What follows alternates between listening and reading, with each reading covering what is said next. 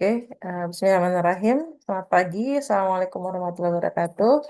Kita akan belajar ke topik yang baru, yaitu load lines. Load lines convention. Ya, jadi salah satu hal bagaimana supaya air tetap di luar gitu ya. How to keep the water outside the ships and the sailor inside the ship gitu. Itu salah satu jawabannya adalah dengan pemberlakuan load lines. Ya. Jadi eh, Load Lines Convention ini, seperti kita ketahui, adalah bagian dari begitu banyak regulasi ya, konvensi, dan codes yang diterbitkan oleh International Maritime Organization. Jadi ada SOLAS, ada Load Lines, gitu ya. Ketika kita bicara stabilitas kemarin itu bagian dari SOLAS, ya mungkin belum kita bahas lebih detail. Kemudian hari ini kita akan bahas tentang Load Lines Convention. Nah, jadi kalau dari tujuan akhirnya eh, sama gitu ya, bagaimana safety of life and property at sea. Ya, tujuan umum akhirnya sama gitu. Dan apa yang diminta dari Lot Line Convention ini, oh, mohon maaf. Eh, sorry. Lot Line Convention secara umum kalau kita lihat mind map-nya, untuk mencapai tujuan tersebut ada 4 hal yang harus dilakukan. Ya. Dalam video ini kita bahas dua dulu. Yang pertama tentang bagaimana batas muat yang aman bagi kapal. Jadi nanti di sana ada tentang freeboard ya, draft maksimum untuk memberikan reserve buoyancy. Ya. Kemudian nanti bagaimana untuk memastikan itu nanti ada load line marks, ya, load line marks. Eh, Kemudian ada juga tuh tentang perlindungan dari air dan bagaimana cara verifikasi dan enforcement-nya. Oke, kita masuk ke yang pertama dulu, yaitu cara pertama untuk mencapai tujuan akhir lot line tadi untuk promote life and property safety adalah dengan memastikan kapal tidak overload, ya, dan memiliki cadangan daya apung yang memadai. Tuh. Bagaimana caranya? Dengan menetapkan freeboard, ya, lambung timbul kalau bahasa Indonesianya, dan pembatasan syarat maksimum atau maksimum draft kapal. Ya. Freeboard itu apa gitu ya? Kalau dilihat di konvensi lot lines tadi, freeboard means the distance measures vertically downward amidships. Amidship itu tengah gitu ya. From the upper edge of the deck line to the upper edge of the related lot line. Kalau di gambar ini bisa kita lihat ini. Kalau yang paling garis putus-putus ini decknya, deck line-nya, deck apa ya, weather deck istilahnya. Deck yang terkena apa, terkena hujan gitu ya. Itu apa weather deck istilahnya yang garis putus-putus dengan water line-nya yang garis lurus ini. Ini adalah freeboard, lambung timbul, lambung yang timbul di atas garis air gitu ya. Itu namanya freeboard. Jadi freeboard atau lambung timbul adalah jarak antara deck dan permukaan air yang diizinkan. Nah, nanti ada batas yang diizinkan tadi ya. Nah, ini kalau Anda lihat ini istilahnya draft ya.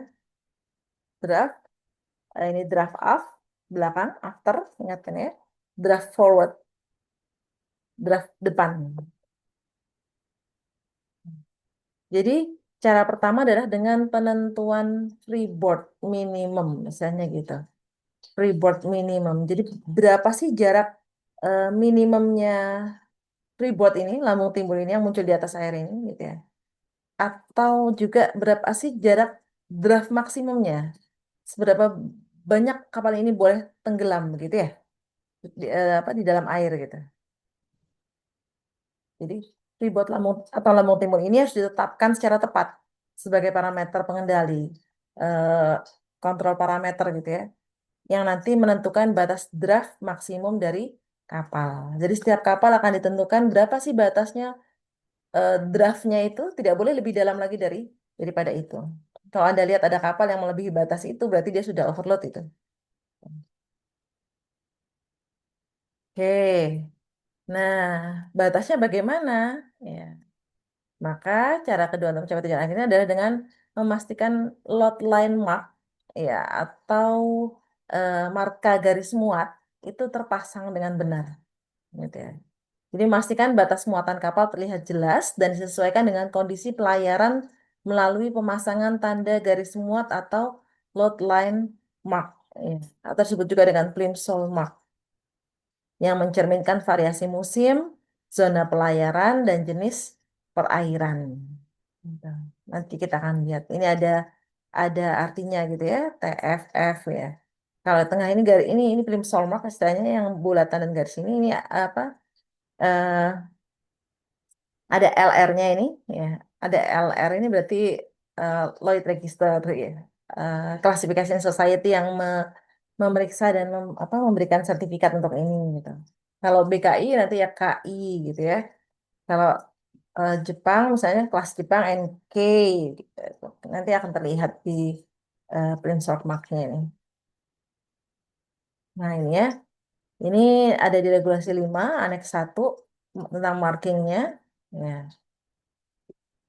Nanti akan ada namanya deck line ini.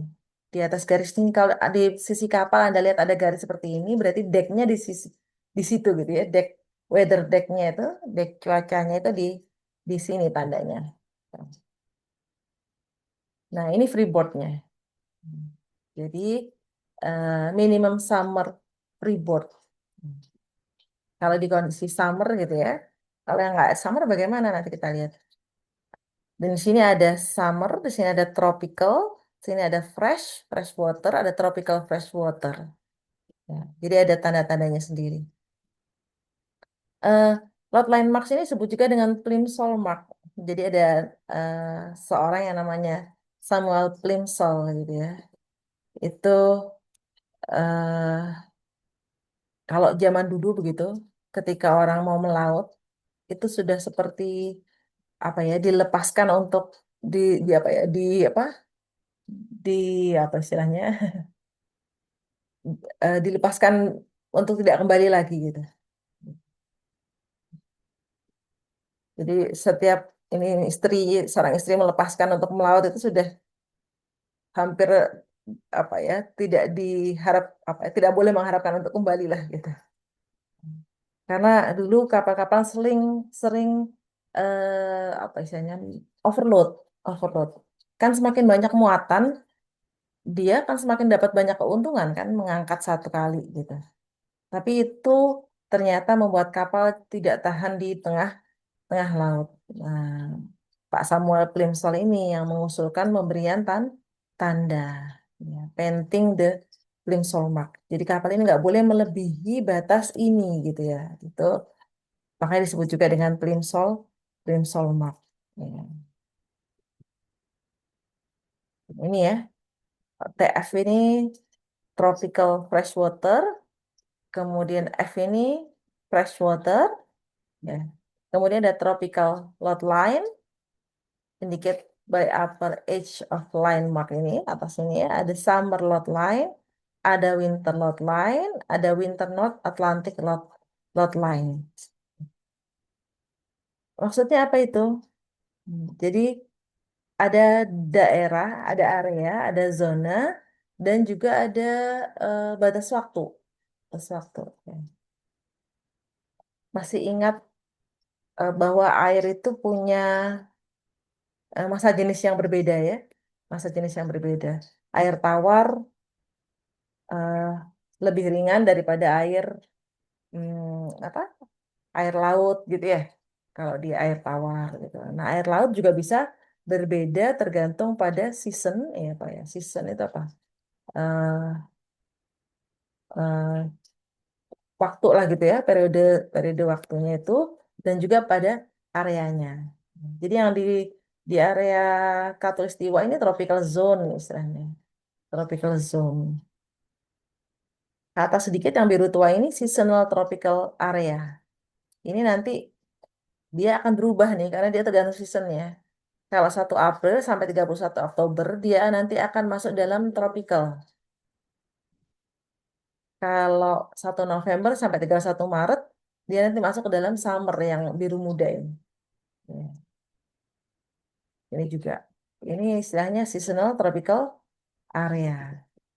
Di sini eh, summer zone yang biru muda, kemudian yang putih ini winter seasonal zone. Ada lagi. Jadi kalau dia 16 Oktober sampai 15 April dia masuk ke dalam winter, 16 April sampai 15 Oktober dia masuk dalam summer. Ya tadi. Jadi kalau kapal itu berada di maaf. Sorry, sorry, sorry. Nah,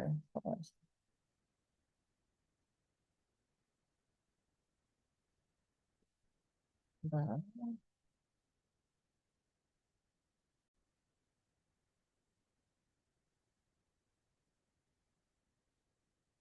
Jadi ini sorry. Nah, jadi kalau kapal itu berada di tropical zone misalnya, maka batas yang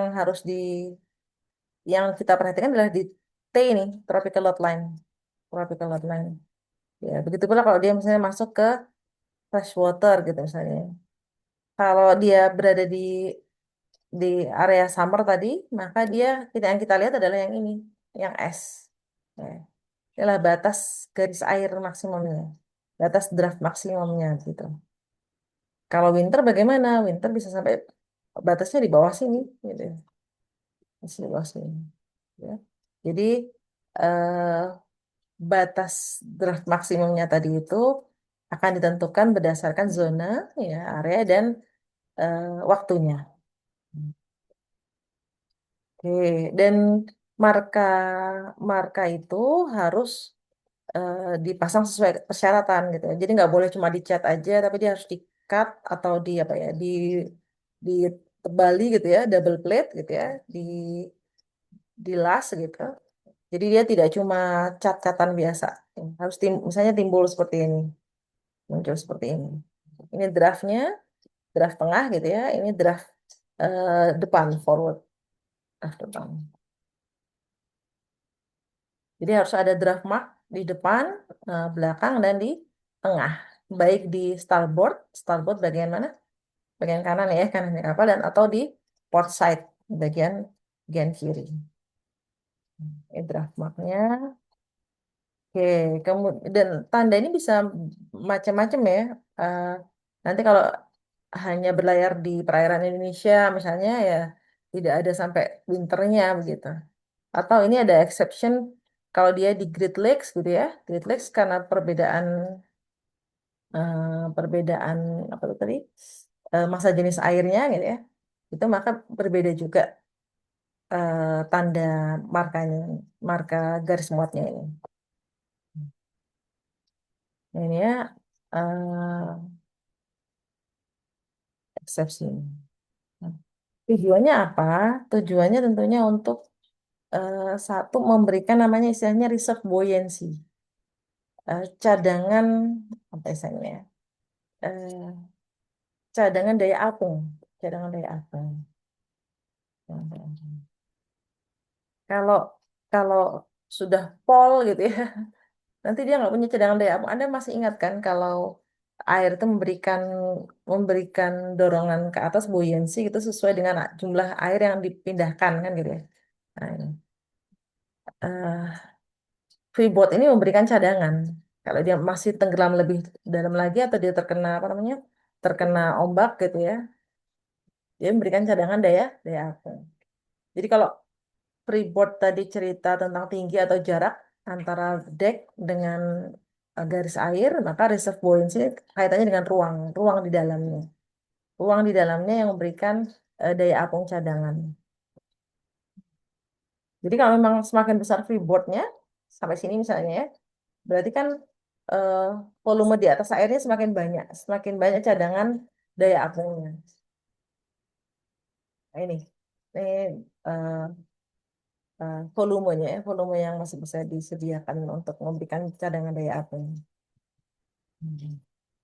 Oke, jadi eh, sebetulnya sih memang load line convention ini tidak secara langsung mengatur stabilitas atau efek terhadap tegangan struktur.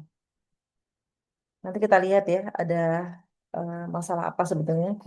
Tapi dia membatasi syarat draft tadi ya, draft kapal, sehingga kondisi yang dapat menurunkan stabilitas gitu ya, atau yang meningkatkan tegangan struktur dapat dapat dihindari. Hmm. Bahkan sebetulnya di konvensi itu tertulis regulasi ini mengasumsikan bahwa dia sudah punya stabilitas yang baik gitu ya, dan dia sudah dimuat tanpa memberikan eh, excessive structural stress begitu. Nggak.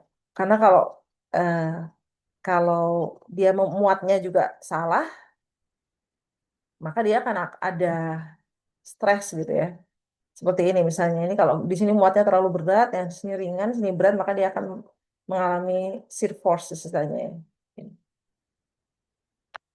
Sehingga eh, selain memenuhi load line, kapal juga eh, harus memenuhi persyaratan-persyaratan lainnya, ya terkait stabilitas, subdivisi, pemuatan gitu. Tapi bagaimanapun memang ketika kapal itu dimuat terlalu banyak atau overload pasti kan ada efeknya kan ya. Mungkin masih ingat di stabilitas kalau kita menambahkan muatan yang terjadi apa? Kapal kan akan tenggelam lebih dalam kan? Kapal tenggelam lebih dalam maka titik B-nya akan naik, titik B naik, titik M pasti turun. Ada segitiga stabilitas yang apa namanya? eh, akan semakin kecil gitu ya. Momen rating momennya itu. Ya. Selain itu, kalau kapal tenggelam lebih dalam, maka dia akan mengalami tekanan lebih lebih besar. Ya. Jadi kalau kapalnya tenggelam segini, dia tertekannya sekian gitu. Kalau kapalnya tenggelam segini, tertekannya lebih lebih besar. Jadi memang kapal sudah dibuat sesuai dengan desainnya. Dia mampu stresnya sekian, sehingga tidak boleh tenggelam terlalu terlalu dalam gitu ya. Hmm. Karena kalau dia kena di apa namanya di heavy weather gitu ya, cuaca buruk gitu, lebih kencang lagi ininya apa namanya tekanannya terhadap terhadap eh, kapal itu, sehingga dikhawatirkan ada deformasi di lambung kapal ya. Oke, jadi yang dua ini stabilitas dan stres tadi khususnya terkait dengan yang kita bahas di atas, maka harus ditentukan freeboardnya berapa gitu ya, draft maksimumnya berapa dengan pemasangan marka load line tadi, dan kepatuhan untuk tidak melebihi marka tersebut ketika memberikan muatan ya. Hmm. Tapi belum selesai sampai di sini, load line nanti ada eh, masalah masuknya air, ya, seperti yang pernah eh, terjadi pada Herald of Free Enterprise misalnya. Eh, Secara operasional, secara apa namanya, secara struktur nanti kita akan membahas tentang bagaimana agar air tidak masuk begitu ya. Karena ini kejadiannya air masuk ke dalam kapal. Tentunya juga operasionalnya diperhatikan. Kalau air masuk ke dalam kapal, kita bayangkan bukan cuma masalah stabilitas dia ketambahan muatan, ini ketambahan muatannya bisa ada di atas ya, G-nya bisa naik. Kemudian ada namanya free surface effect kan ya, masih ingat ya. Ketika ada ruang besar yang ada air di situ, maka titik berat akan bergeser dengan cepat dan sangat membahayakan. Ya. Begitu juga dengan kapal ini ya, dan beberapa kasus yang cukup banyak. Ketika air masuk, ini kasus ini hatch covernya tidak kedap. Jadi air masuk ke dalam hatch cover. Nanti itu akan kita bahas di eh nomor 3 ini. Nomor 3 dan nomor 4. Ya. Sementara sampai sini dulu. Insya Allah kita bahas di video berikutnya. Assalamualaikum warahmatullahi wabarakatuh.